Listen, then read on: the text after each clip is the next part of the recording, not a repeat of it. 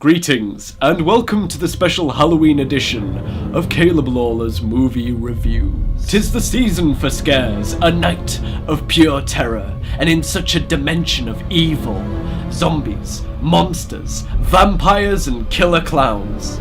There's only one thing they pale in comparison to. One thing scarier than any killer, any creature, any living being. That's right, today we'll be talking about Hollywood cash grabs.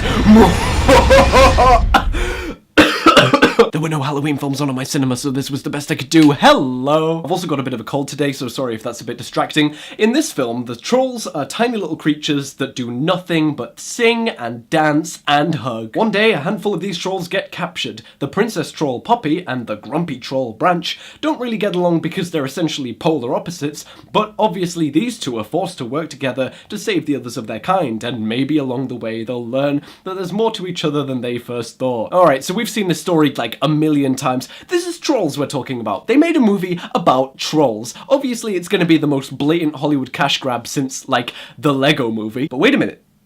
The Lego movie was a good film. In fact, it's one of my favourites. Do you know how many people I struggled to get to watch the Lego movie because they didn't think a movie about Lego could possibly be any good? A lot.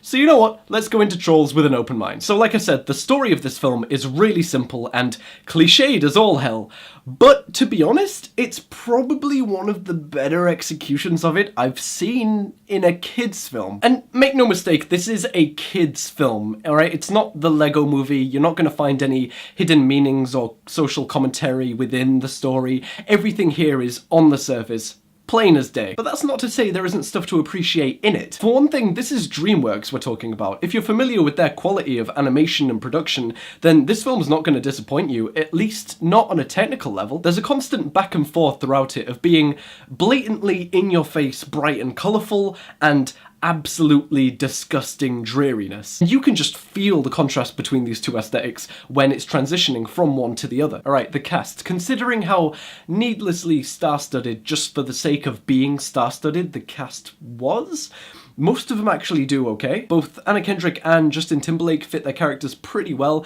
and they can both sing pretty well too. And alright, who'd have thought Justin Timberlake could sing? The only one that really stuck out like a sore thumb to me was Russell Brand.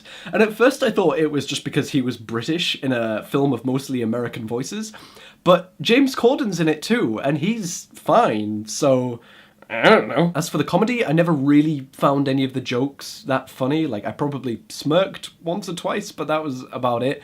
But again, kids will probably find it funny. It's a kid's film. It never gets, like, unbearably cringy or anything like that. It just wasn't quite there for me. The songs. Okay, so this is basically a jukebox musical with one or two exceptions, and as you might guess, most of the songs are extremely upbeat, happy renditions of modern pop songs with a few karaoke classics thrown in there for good measure. I was completely ready to just hate this part of the film because it's one of my biggest pet peeves when people cover songs and completely miss the point of the song they're covering. Surprisingly, during the whole film, that only really happened to me once, and that was when they were doing Clint Eastwood by Gorillaz. I'm not going to give too much away just in case you don't want Trolls spoiled for you, but when I listen to the lyrics of that song, I just don't get the feeling that the film obviously wants me to feel with its usage of the song. The only time I started to get a bit of a cringe going on during the songs in this film was when they tried to rap.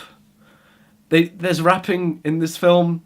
They actually do a cover of I'm Coming Out with a rap verse in it in the style of Mo Money, Mo Problems. Except it's not any of the verses from that song, because how would you put that in a kid's film? Although if they did do an actual verse from that song, I assure you I'd be giving it a 10 out of 10 on the spot. But weirdly, on the Spotify page, it's actually credited as Mo Money, Mo Problems, which I think is just fucking hilarious. Let's get all the kids who watch Trolls into that song. Let's do it! Blow like Woody, true pimp, nigga, spin no dough on the booty. For the most part, the relentlessly upbeat, in-your-face happiness of all the musical numbers, it just works. I don't know how or why, but after a while of watching it, I just had to accept that I was really getting into it. But the best part about it is that it's not so constant that it's tiring, at least not for me anyway. There are quiet moments in the film, and they're not always just diluted by comic relief like in some films.